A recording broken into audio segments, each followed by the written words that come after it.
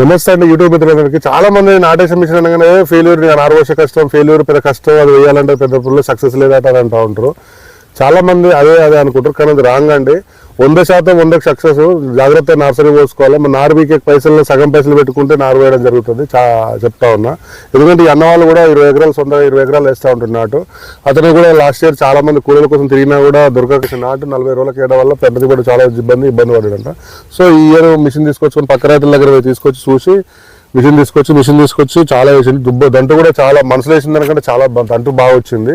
సరే ఎంతైనా మా రాళ్ళ కంపెనీ మిషన్ కొనమాట మీకు కొనడానికి 100 చెప్తాం అనుకుంటారు, కానీ సరే రైతుల మాటలు చెప్పనా. నమస్తే. ఏం పేరు ఎందుకు మిషన్ ఎందుకు తీసుకోవాలనుకున్నారు అసలు? ఈ కూలీల సమస్య తట్టుకోలేకనే మిషన్ తీసుకోవాలనుకున్నాం. కూలీల సమస్య పెద్ద ఇదైపోయింది. ఎక్కడి దగ్గరకు వచ్చి మాట మాట్లాడతారు, పీకిన పో మాట మాట్లాడతారు, వేసిన పో మాట మాట్లాడతారు. వాళ్ళతో తట్టుకోలేకనే మేము నాటు మిషన్ తీసుకోవాలని నిర్ణయించుకున్నాం. ఎన్ని కంపెనీలు మరి ఈ రాళ్ళ మిషన్ ఎంచుకోవాలి? పక్కన మాకు మంచిగా నడిచింది కాబట్టి తీసుకోవాలని గమనించినదండి. కూల తీసుకుండు రైతు, అతను కాడిపోయి తెలుసుకుంటే వేల కంపెనీ అన్నిట్లో బాగుంది, సరస్సు బాగుంది, నాటు బాగుంది, మిషన్ బాగుంది అని చెప్పి రైతు మొత్తం చెప్పారు. ఇక దాన్ని బట్టి మేము తీసుకున్నాం మిషన్. కొన్న తర్వాత కూడా అట్లే ఉందా మరి మీ సర్వీస్ ఎట్లా ఉంది? సర్వీస్ బాగానే ఉంది. Service time to time service ఇస్తారు. మిషన్ కూడా ఫోన్ చేస్తే రెస్పాన్స్ ప్రాబ్లం ఎమ్మటే చూసుకుంటారు. మంచిగా నారు పోసే విధానం మీకు తెలియదు కదా మరి? నారు పోసే విధానం నేర్పి చూపించారు ఒకసారి 2 సార్లు. ఆ నారు పోసే విధానం పక్కన నారేసి చూపించుకున్నాం.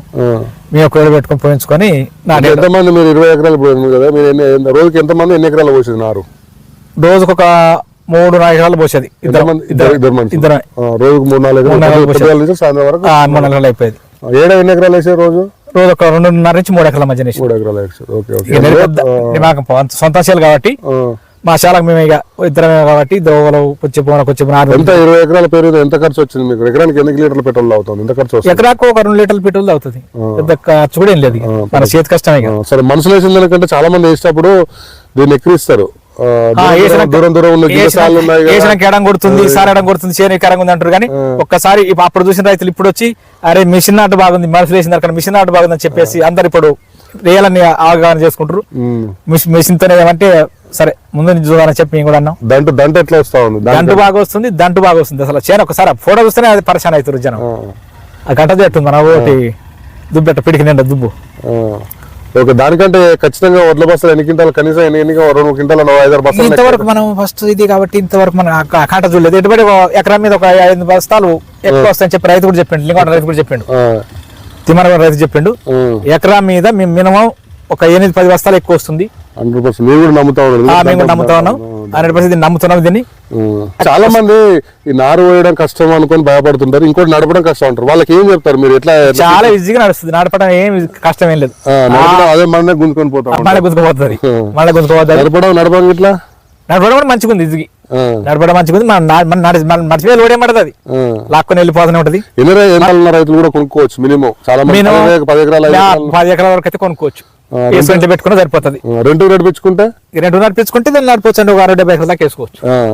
రోజుకి 4 ఎకరాలు వేసినా 4,000 వేసినా 16,000 8,000 మిగులుతాయి రోజుకు.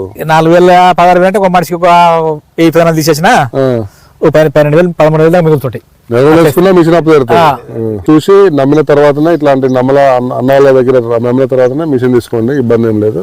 మీరు వచ్చి చూసి, ఎందుకంటే అవగాహన పెరుగుతుంది. ఎందుకంటే కూలి వాళ్ళకు టైం దొరుకుతలేరు, ఇంకా రాబోయే కాలం ఇంకా వాళ్ళు 10 నెలల బిగుతున్నారు, 40 రోజుల దాకా కూడా బిగుతలేరు కాబట్టి మీరు ఒకసారి ఆలోచించి సరైన నిర్ణయం తీసుకోండి. Okay, thank you.